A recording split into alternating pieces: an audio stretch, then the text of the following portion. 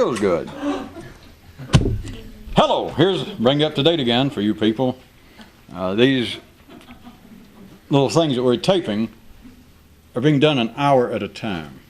And as much as I hear that some people are only seeing these in 30-minute segments, what we're doing is approximately the first half of each evening's taping is taken up by this stack of stuff. It's called In Kyroots Said. It's a collection of each night of one-liners, proverbs, fairy tales, things that God knows what they mean, but they're read out, and we have over here on camera, we have a screen that numbers the pages, each one that's read, and the people here, hearing them in person, then once they hear it, if they decide they would like to be presented with an additional comment, they write it down, and then we have a list of the ones that were just read tonight, in the last 30 minutes.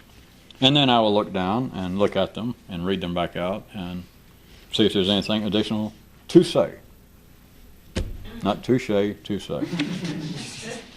Not Burma shave. All right, are we ready? Now everyone understands. Here we go. Page 3. And Kyroots said, those not in pursuit of the revolution seek the, quote, perfect maybe. The revolution representing here, as oftentimes it's called in the Kyroots and my own references, taking my cue from my betters.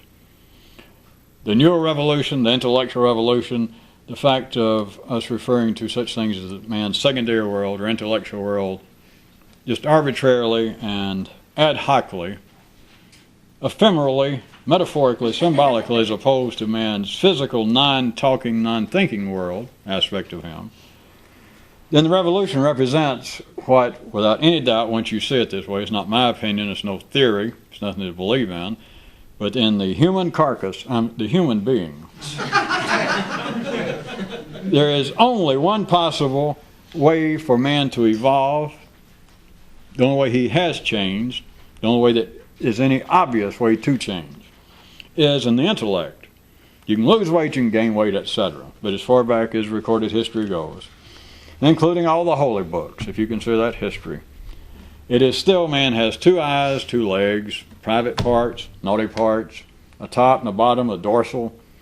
The only thing that changes, the only way that a man can change is here.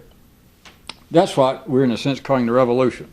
That there have been people who have always been interested throughout history under all sorts of names. The revolution is just a word. But it is those who have a kind of supreme interest in trying not to just evolve, but within their lifetime to kind of revolve. It's not just evolution that you wish you could stretch this even more, you wish you could know more than you actually need to know.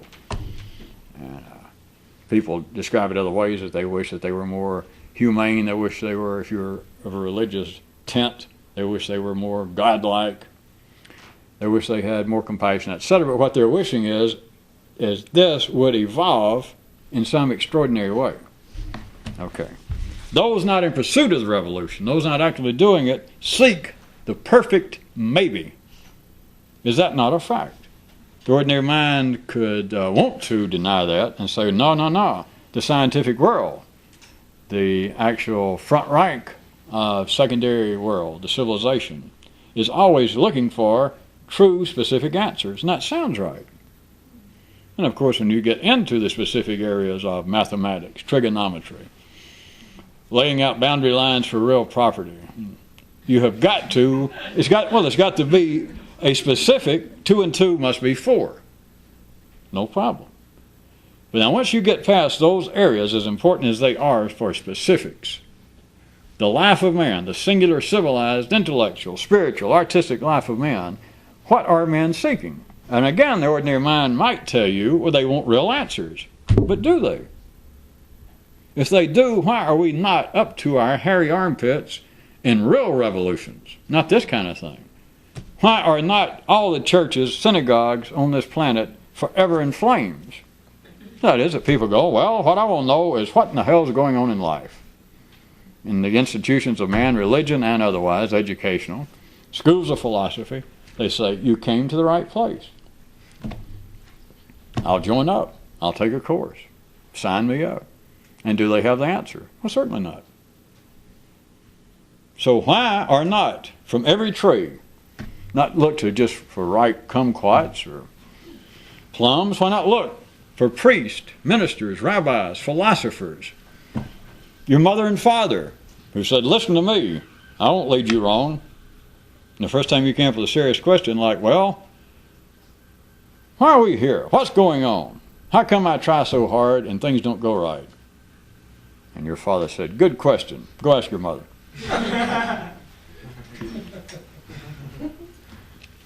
The secondary life of man is a world of plagiarism. It is a world of attempting to dance and succeeding with the dead. It is a world of a continuum. It is a world of a continuing unfolding. It is not a world of answers. It is not a world of conclusions. But part of what keeps the dance going, part of what fuels the engine of civilized man, secondary world, is the belief that what I want is an answer.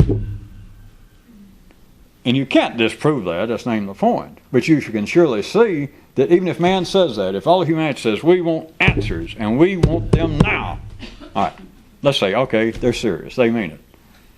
I ask you again, they have been saying that, ordinary men, for at least 6,000 years that you know of.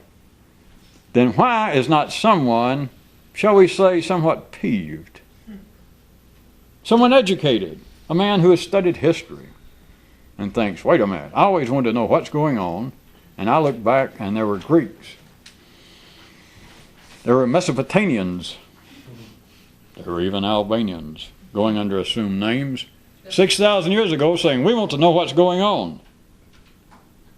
And here I am in the same position, and we still have what appears to be the other parts of equations, collective wisdom, external institutions saying, you came to the right place. They have signs saying that's why we're here. And it's not true. I am satisfied with less. Well, let's start off the other way. They're satisfied with less. Yeah, but I'm too smart for that. Really? So what are you going to do if you're ordinary? I mean, it's somewhat, shall we say, unsavory to see a 60-year-old man fall on the floor and say, I'm going to hold my breath until you tell me what's going on. It is proper. This is not an attack, because if you're not actually if you're not in pursuit of your own kind of revolution, what you're seeking is the perfect maybe. That's what all religion is. That's what all of collective wisdom. It's not just religion. That's just the easy example, the most obvious. It is all the perfect maybe. Why does God let me suffer like this when I've tried to do good? Well, I've given the church a lot of money and then tried to do some good. How come it's like this? Will I ever know the answer? They say, in their own way. They give you a perfect maybe. And a perfect maybe is simply that which you can apparently accept and put in your pocket and think, well, it's not all that great, but hell, I don't have another 10 or 12 years to live, so what? You know. That is the perfect maybe. Not just individually, it's the perfect maybe on the collective scale. That is progress. It is the open end. Even science, I started out trying to give you the kind of a worst case scenario for an ordinary view, that even the ordinary mind can say, well, that's not true because science wants absolute answers, which they say they do, which they've got to have to function, such as mathematics. But you also know, since I brought it up myself, in science, anybody who actually passes, who deserves the name of scientific, objective, investigator, just ordinary minds, ordinary men, have got to be the sort that if a man says, I have now, my colleagues and I have seen finally the ripples. We have seen the actual physical proof of the Big Bang. We're seeing the edge of the universe. And the reporter says, well, does that mean there's nothing else to know? That's it? And any good scientist is going to say, oh, now certainly not. Oh, no, dear boy, no. But this is the furthest we've ever gone. We may be getting close. We may be getting as close as we will ever get to actually seeing wavelengths or being able to pick up somewhere in the electromagnetic spectrum what is obviously the first few seconds after the Big Bang of creation. But no, I mean, as far as saying that's the end of everything, that we'll know it all, oh, certainly not. That sounds fine. It's supposed to. But what is that? That's a perfect maybe. Priest, father, rabbi, are you sure when I die that I won't actually die? Oh, I'm sure. And of course, no one, that if they're wanting to play that dance, if that's what they're seeking, no one's going to say, how do you know? Oh, every now and then somebody does, but of course they got an answer. External authority. I have the Word of God right here. It's on the printed page. It says right here in chapter so-and-so, or in the Quran, when you die, if you're a Muslim, you don't actually die. You see that? God said that.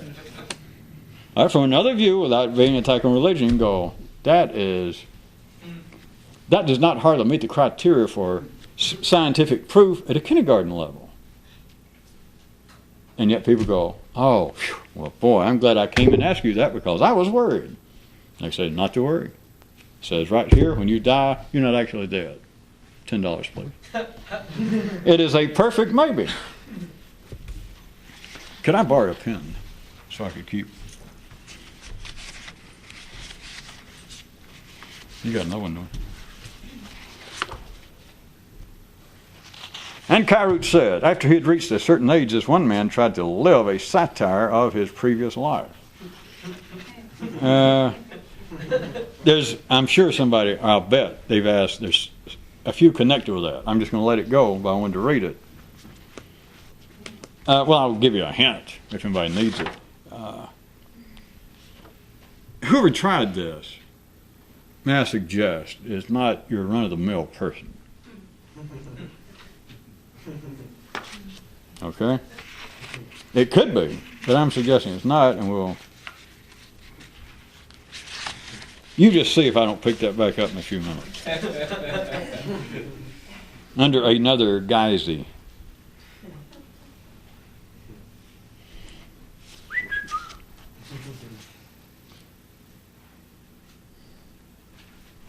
cutting edge between the primary and secondary worlds is in the matter of variety and complexity.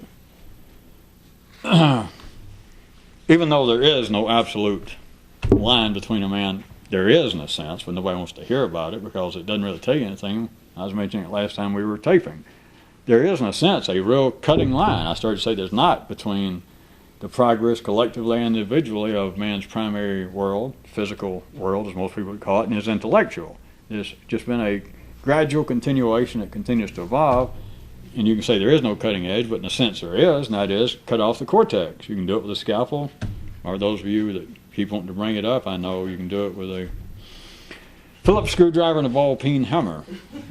You can do it with a blow to the head. And so there is that cutting edge because all you got to do is separate the cerebral cortex from the rest of man's nervous system. And there you have a living, so to speak, example, whoever the person is, of the cutting line between the primary and the secondary world. Right, Hubert?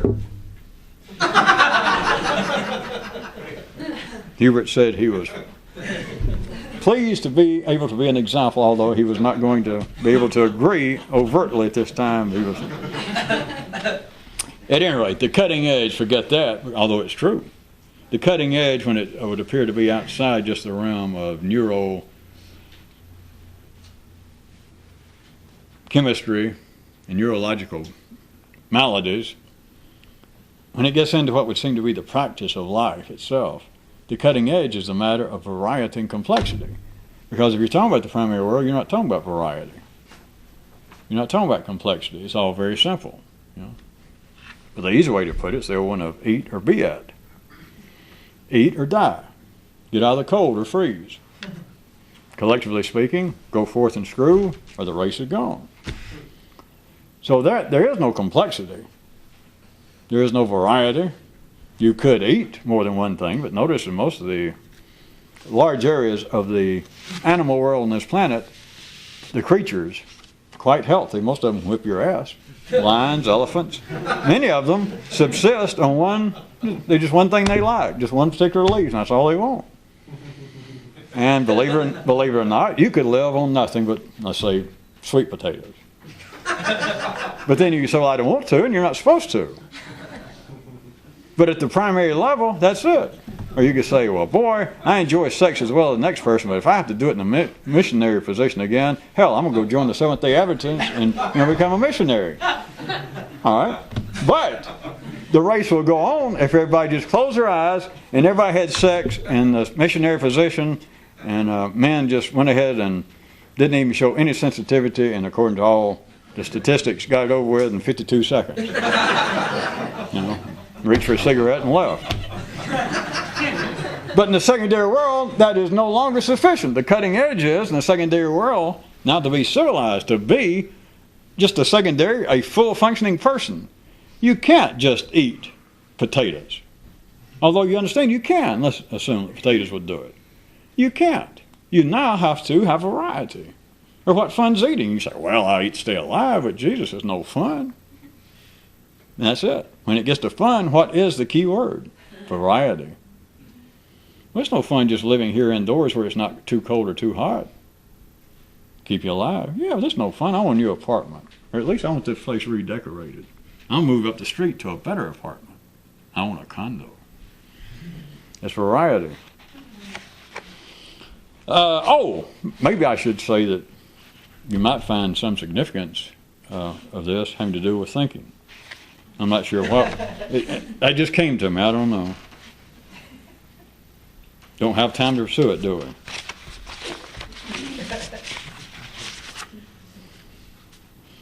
And Kyroots said, being civilized calls upon the expenditure of certain resources for a favorable trade that some cannot perceive.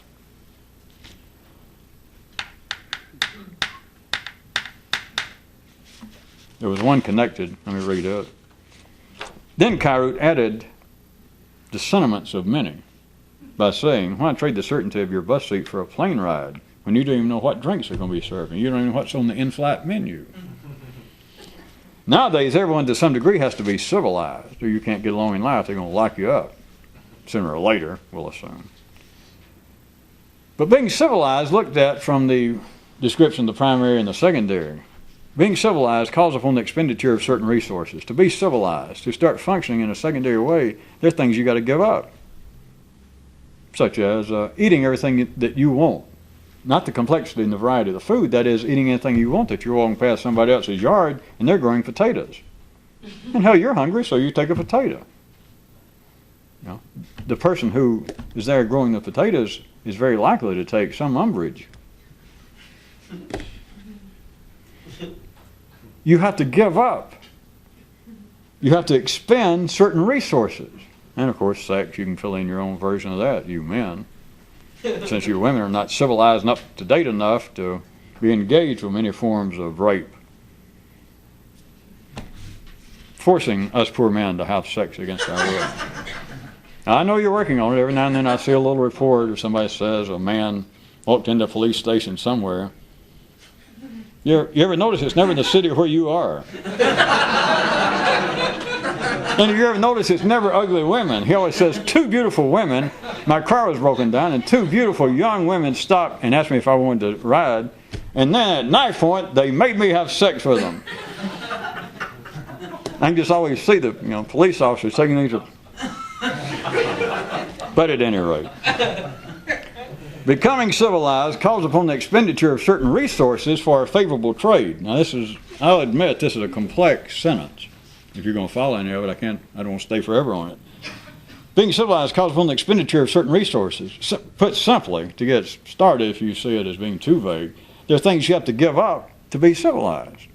Right. For a favorable trade. Now, the favorable trade is on the basis that life is making everyone get more and more civilized. Now, there are anomalies, there are individuals here and there who are not, and life provides a place for them. Now, you normally get run over. You normally get cut off, like the little overlooked rubber little nipple sticking out on a new tire that they should have cut off. No big deal. All it's got to do is roll half a mile and you're yesterday's news. Or it's a lawnmower that wants all the grass 2 inches high. And if you're a young, smart-ass weed and uncivilized, life will take care of that. No problem. No need to apologize. No need to tell life, you look out, life, here I come. No need for that. No need to warn life. But for a favorable trade, that part of the sentence is that life finds it favorable and everyone is becoming civilized. You're being pushed to be civilized. So becoming civilized calls upon the expenditure of certain resources from an individual level for a favorable trade from life's level viewpoint that some cannot perceive. A fuller, I think some of you already got it, but it's sort of like life is benefiting by people becoming more civilized, becoming more involved with the secondary forms of amusement of dining rather than eating, of being romantically or erotically involved rather than just plain sexually involved with other people. And it does it on the basis that we're all benefiting, just in ordinary sense, even though many people do not individually perceive it as being benefit.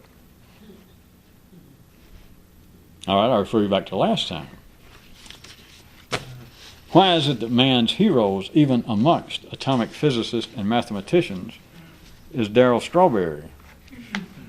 Why are they not handing around the baseball cards, remember, of Descartes? There is a call from man's ancestors. There's a call in the civilized now. There's simply a call that, boy, I wish I could rip off my suit and tie and attack my neighbor's wife. You know, without my neighbor ever catching up with me and all that. Oh, I know we don't have time to do it, but by the way, it just struck me. That might have something to do with thinking individually, too. I don't have time. That came to me.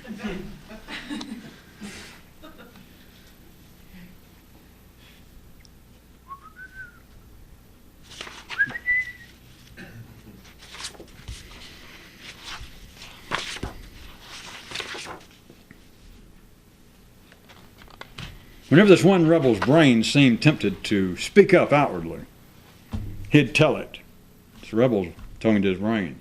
Hey, look, if you're not going to play reformer, Kyroots could have said critic, but if you're not going to play reformer, what is there to say?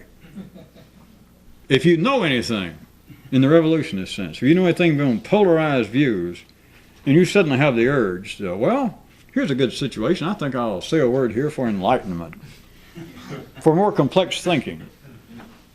If you're not going to play reformer, we're talking about you now dealing with the ordinary world. If you're not going to play reformer, the guy's saying his brain, what is there to say? And of course the unsaid part is, if you're going to play reformer, you don't know anything anyway. But if you're not going to be a reformer, and a revolutionist, if he has something to say, it's not on the basis of, wait folks, wait a minute. Pardon me for interfering here, but I'm here in your midst, and I'd like to point out the vicious way in which you people are beginning to talk. I would like to point out the fallacious manner in which you're beginning to think. I'm just here to help. If you're not going to play reformer, he told his brain, what are you going to say? What are you going to say? Of course, there is some answer to that, and that's to look at me trying to run these programs. What are you going to say? And then some people watch it on TV say, well, all right, I hear that, but does that explain why I don't understand most of what you say? I don't know. Did you follow that? If you're not going to find fault, I'll put it another way. How about a Mississippi, an Arkansas, a down home, a southern, what was Yugoslavia, version of the same thing? You know, a man that ain't going to criticize ain't got nothing to say.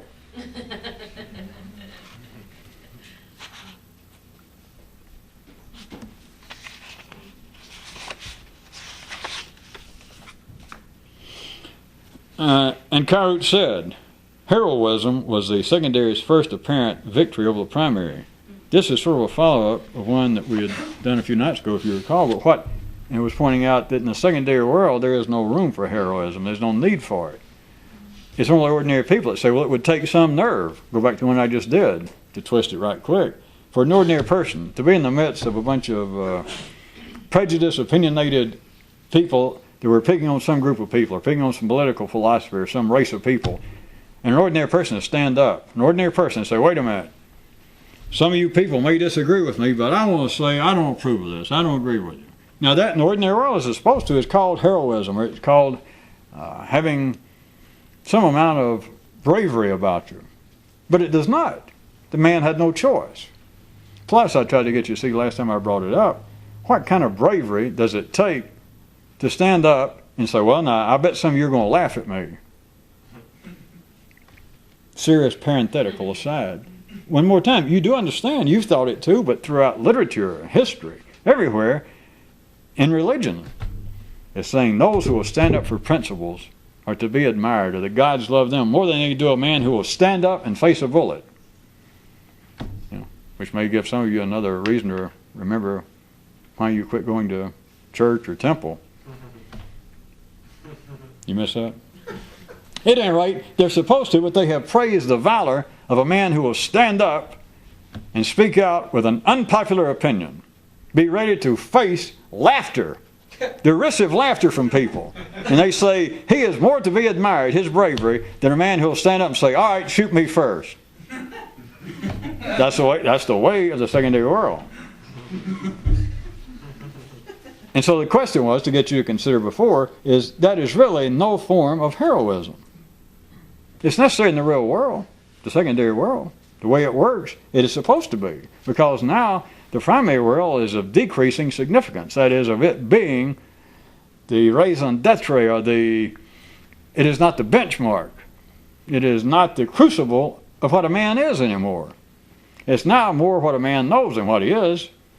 I know there are people out there running and try to stay in good shape, but that is not the way in which a man is judged to be civilized, admirable, progressive.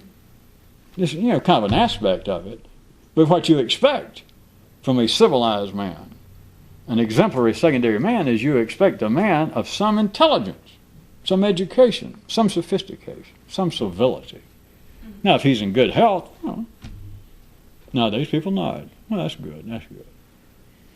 But it requires no valor to be an ordinary secondary person, to express conflicting opinions. Because if you didn't, somebody else will. You got them in you. Now back to this one. Heroism was the secondary's first apparent victory over the primary. You don't realize I just answered it. If there was a question, I just answered it. But the fact, all right, in the primary world, there is no such thing as heroism. A lion does not come and defend his brood or her brood in another lion or anybody at the primary level think an act of heroism. Even a human, since they can't think, they don't have the word for heroism. Even a sane human does not look upon what a lion does as heroism. You just think, well, he had to. I mean, that's what a mother lion does. But then humans say, well, it's something else. When humans exemplify heroism, yes, it is. And Kyroots just pointed out what it was. It is the secondary world's apparent first victory. That is, that humans begin to think, well, wait a minute. Never mind that they may shoot me and all this. And never mind that the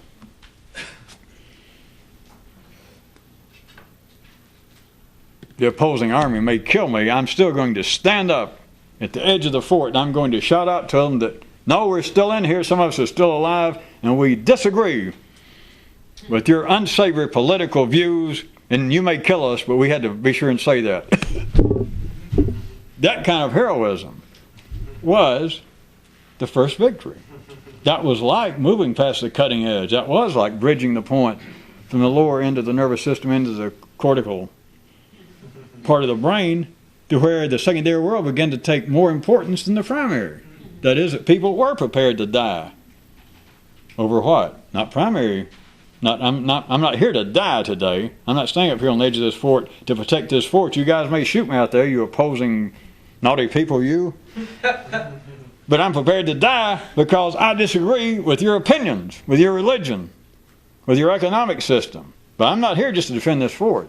That was the secondary world's initial triumph. That was when the secondary world knew, hey, I'm in like a porch climber. If humans now will begin to die over ideas, that they'll let somebody come by and steal their potatoes and think, well, I'm a pacifist.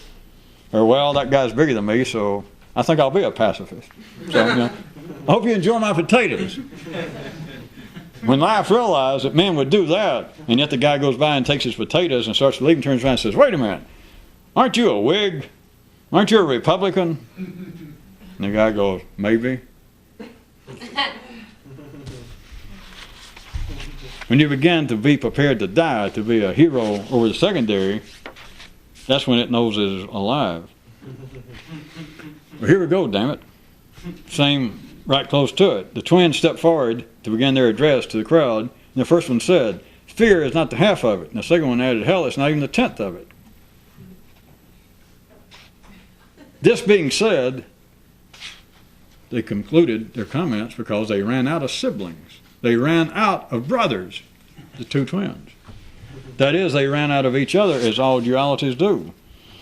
That is, all questions regarding anything, heroism, valor. In the second day of the world, finally, you run out of things to say. That is, well, I'm looking for a true answer. There are none. Well, how about a perfect maybe? I like that. And the brothers hold hands and they leave. That's the end of all they had to say. But in a sense, it got nowhere. I mean, it almost sounded like it did. The first one says, fear is not the half of it. And the second one went, hell is not the 10th of it. What the hell does that mean? I mean, if you were sitting there and you went to hear a lecture and the two brothers got up. But see, they ran out of things to say because they ran out of each other. They've covered it. You can say, well, that doesn't cover anything. Yeah, you're right, but that covered it. Once you run out of dualities, you covered it. Father, Rabbi, do you know what happens when we die? Yes. You don't die. Can you prove it? No. Well, thank you. It's a perfect maybe. Of course, somebody can say it's not. As they're leaving the temple or the church, you can say, do you know what else to do besides that?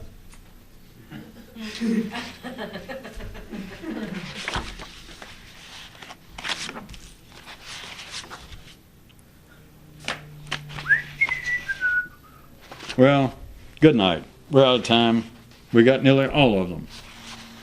Nearly about. Good night.